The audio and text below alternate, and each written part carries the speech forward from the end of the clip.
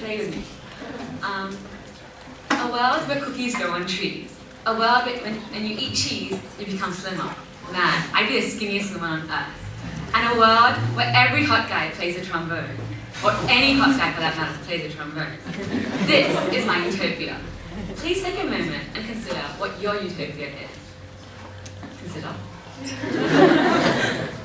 Does anyone want to share anything? None at all? Oh, I got one. Yes? I like this. Yes, what's your utopia? Wouldn't it be nice if the world was Calgary? Okay, well let's have a look at what will make my world definitely not a utopia. A world where I didn't have my iPod. A world where there was no internet, which regularly happens to me now. My brother finished the HSC, and all he does is sit at home and watch YouTube videos. So I'm capped like 24/7. And then a world with no TV and no friends, as in the TV shows. Like I can replace my girlfriends. It's all good.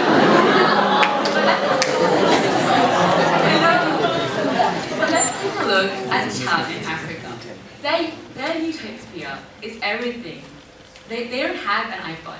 They don't have the TV show friends. They probably have real friends, unlike me. They don't have internet, and they're not capped 24/7 because they don't have internet. But to them, utopia is completely different. Utopia is a world where you have a meal a day, where you have enough to live for yourself, and where you can do something in the world, get better, move forward in some direction. So this kind of shows you how everyone's utopia is so different. And I'm always learning utopia right now in English. And the reason people think utopia cannot exist is because everyone has differing views. But I think differently. Utopia should be able to exist because we all have differing views. I've coined a random term, which I hope I can explain so it'll make sense, which I think is called personal utopia. You know, like for each individual, we should all aim for our own utopia. Obviously, I'm not going to be able to get every hot guy, or any hot guy for that matter, to play the trombone, because they probably don't want to. But that's okay, because I think utopia is just being happy, just living a positive life. And that means that when each person has a different utopia, each person has a differing view.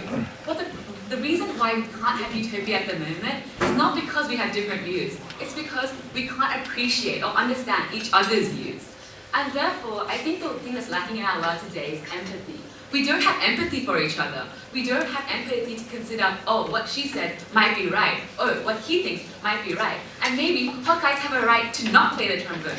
No, we don't think about stuff like that. So, because the world today is beautiful because everyone has different views. Because everyone is different, unique, and beautiful. And they don't have to get plastic surgery to be beautiful either. So what I'm trying to say is, we should all try to have more empathy. And by having more empathy, and by considering other people's views, we can have utopia. Because utopia isn't a world where we're all like robots and we all do the same thing and we all look the same. It's about when we can live happily in a harmonious life. Well, I'm a big Tumblr addict, and I just scroll through pages of Tumblr when I'm sad. And once I found this picture, and it said, the 3 things you need to have in life. Something to hope for, something to love, and something to look forward to. And for everyone, this is so different. Love, to me, it's important to love your friends. It's important to look forward, to think there's something beyond the little bubble you live in, or the exam you're stressing over.